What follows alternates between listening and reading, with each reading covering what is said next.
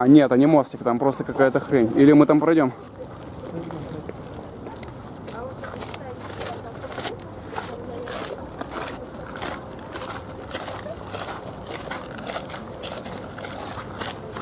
Там вот видишь, типа такая чистая полянка, там, скорее всего, какие-то танцы будут, опен-эйры и так далее. Одно, конечно, радует, то, что уже дождь прошел. И, возможно, кстати, вот там что-то заиграет и начнут какой-то танцевальный флешмоб. Какой-то там танцевальный тренинг, или как там это по-другому называется. Ну, я думаю, мы уже на него не пойдем. И сейчас за 45 обойдем. То, что у нас не обошли, сходим туда и, наверное, на автобус. Ну вот тогда.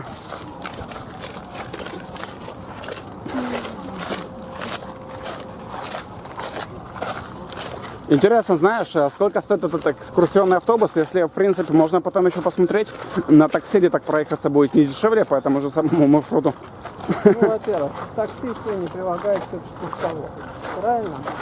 Ох, знаешь, там, блин, такие эти экскурсоводы, что фиг его знает. Ну, давай сравним. Слушай, даже заметил, да, местный таксист, это, блин, намного больше, наверное, тебе расскажет про здешние места, чем какой-то там экскурсовод, который какие-то чисто локальные текста тебе озвучивает.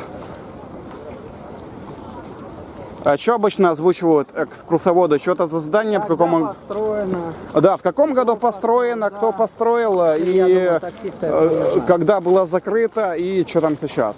А таксист тебе... Таксисты знают, что там сейчас. Да, что там сейчас, в какое время суток, что там происходит, кто там собирается, всякие сходки и так далее. Я помню, когда ехал с той базы, где мы были вот в Крыму, до Севастополя, таксист вообще прям с того поселка, который где-то в полчаса езды от Севаса, где-то километров 20. Но при этом про Севастополь он все знает. Все там рассказал, где что происходит, какие-то места есть и так далее, и так далее, и так далее.